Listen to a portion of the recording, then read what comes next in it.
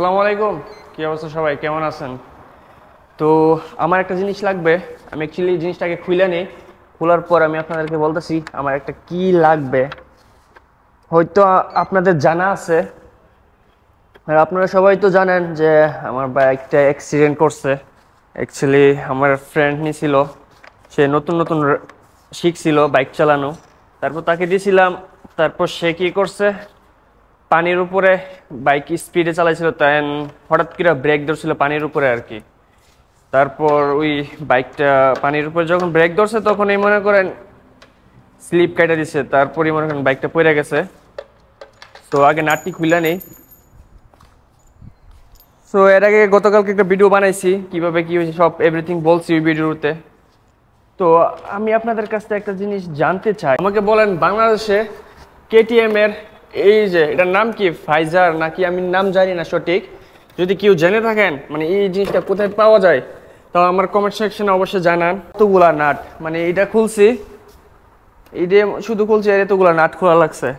এই জায়গাটা দেখছেন কি অবস্থা হয়েছে, কালো হয়ে মানে গসা খাইতে খাইতে এই জায়গাটা তো পুরাই নাই হয়ে গেছে। এগুলো হয়তো লুকিং গ্লাস গুলো হয়তো কিনতে হবে মনে হয়, যে লাগাতে পারি তো লাগাবো, আর যদি জ্বালাই না নেই তাহলে লুকিং গ্লাসও কিনতে হবে। তো আমাকে জানায়েন যে এই যে লুকিং গ্লাস আর এই ফাইজার এগুলা কোথায় পাওয়া যায় বাংলাদেশে। গসা খায় এই জায়গাটা কি হয়েছে, আর এই যে ব্রেকটা কি হয়েছে, ব্রেকটা একটু নিচে নেমে গেছে আর কি। তো এখন এই দুইটা নাট খুলবো, খোলার পর ব্রেকটা একটু উপরে উঠাবো, বাস হয়ে যাবো। আরে বাপরে, নাট যে টাইট, কেমনি ভাই, নাট প্রচুর টাইট মানে।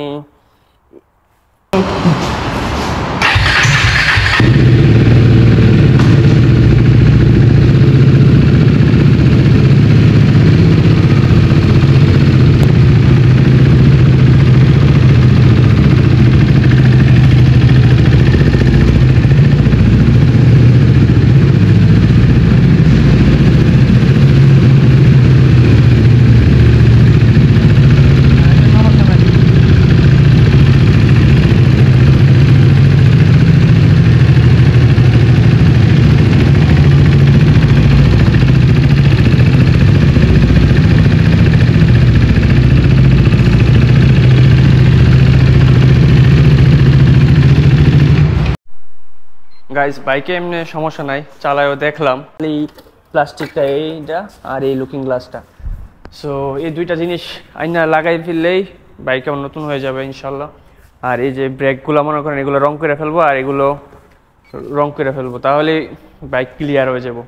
আর এমন বড় ধরনের কোনো ড্যামেজ হয় নাই বাইকের মধ্যে। কোনো সমস্যা হইতো তাহলে মনে করেন ফকির হয়ে ছাড়া আর কোনো উপায় আসছিল না, মানে থালা নিয়ে রাস্তার মধ্যে ভিক্ষা করতে হইতো।